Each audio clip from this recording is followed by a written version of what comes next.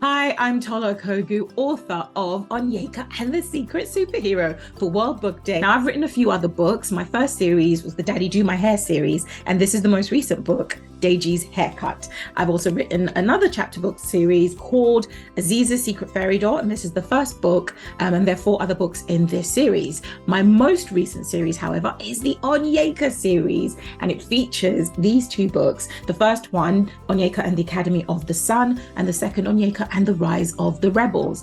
Now, this series is about a young girl called Onyeka who has a lot of hair, the kind of hair that makes her stand out, which she doesn't particularly like. And one day, she is trying to save her best friend from drowning at the swimming pool when her hair comes alive and she discovers she has superpowers and she can control her hair with her mind. Now, this now means that she has to go back to Nigeria and a special school called the Academy of the Sun, where there are other children with superpowers just like her. They're called Solari. And while she's at the academy, she makes some friends, she makes some enemies, and she discovers a threat to all Solari. It's an action-packed book that's all about identity and finding yourself and accepting who you are. My top tip for reading, I think it has to be find a book that excites you. My life can get quite busy, so it's very easy for me to struggle to find moments in the day where I can read, and easy for me to get swamped with all the things that I have to do. But I found that when I pick a book that I'm super excited to read and eager to read, then the excitement sort of carries me through the day, and I'm kind of going through the day counting down the moments before I can dive into that book and explore and discover new worlds and characters. And so that anticipation always ensures that I make the time and the space in my day to read. So my top tip, find a book that excites you. Now, my favorite place to read, I can read anywhere, basically. I have a superpower, a bit like Onyeka, but my superpower basically means that when I'm reading, it is very difficult to distract me and pull me out of it. I can literally block out the world because I'm so engrossed in the book that I'm reading. But I will say that I find myself most often reading in bed, curled up with a cup of tea or hot chocolate, something warm, as I'm snuggled down in my covers at the end of a long day, almost like a treat. Because for me, reading is that it's so much joy, so much pleasure, that it's sort of like a treat at the end of a long day. I read a lot of fiction, fantasy and science fiction especially, but I think that this year I'd like to branch out a little bit and read some more non-fiction. I particularly like history. I love learning about the past, learning about things that have happened, characters. Our history is so rich, especially from all the different cultures and countries all over the world. And so for me, going forward, I would like to read more non-fiction historical books. I like the Tudor part of British history. I also really kind of curious about Japanese history, as well as history from other countries in Africa. So I think that, in the coming year, I will be reading a lot more non-fiction history books. A book that I read recently that I really enjoyed is this one, Sade and Her Shadow Beast, written by Rachel Fattirotti and illustrated by Rumbi Savanu.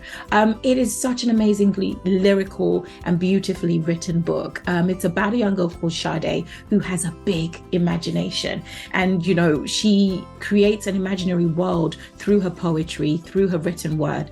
But when her mum dies, this starts to have a negative impact on her world, and she loses control of this imaginary world that she has created. And we follow her as she learns to grapple and come to terms with her feelings and her grief. And along the way, she makes some amazing friends and learns to sort of reach out and get help and get support from the people around her. This book was just so beautiful, especially in terms of kind of talking about how we deal with our emotions, how we deal with grief. And I thoroughly enjoyed it. A book that I read recently that I really enjoyed was Mia and the Lightcasters by Janelle McCurdy and illustrated by Anna Latisse. It's a fantastically action-packed adventure story, especially for those who really like video games. And it is all about a young girl called Mia who has always dreamed of being an Umbra tamer. And Umbras are these amazing magical creatures in this world. But after having a negative experience with them, she now just wants to be safe. Unfortunately for her parents get captured and her city, the City of Light, is now at risk. And it's up to Mia, her brother, and some Umbras to go on a journey to try and save the day. As I said, amazingly action-packed. It literally has you on the edge of your seat as you kind of anticipate what's going to happen next. So yeah, if you want to find out whether Mia does save the day, then check out Mia and the Lightcasters. A book that I read recently that I really, really enjoyed is My Name is Sunshine Simpson by G.M. Linton and illustrated by Fuji Takashi. This was such a brilliant book. It was heartfelt, warm, incredibly funny. It's about a young girl called Sunshine, and we follow her as she grapples with some big changes at home in her family, as well as changing dynamics in her friendship group at school. Now, this book had me laughing and crying at the same time as I utterly fell in love with Sunshine and her family. A book that I have read that recently that I really, really enjoyed is this one. It's called Mama's Sleeping Scarf and it's written by Chimamanda Adichie, who's one of my favorite authors, and it's illustrated by Joelle Avellino. I really, really love this book. It's so vibrant in terms of the writing as well as the beautiful illustrations by Joelle. It is all about the magic that can be found in the everyday and the seemingly mundane. And as we follow a young girl, Chino, through the rhythms and routines of her life, and we meet her family and the things that they do during the day, all through her imaginative play with her mum's sleeping scarf. And I also love this book because it kind of mirrors my own life and my home with my daughters, and I have a sleeping scarf that they like to play with. And so I very much enjoy reading this book to them, and we have a lot of fun spending time together as we read this book.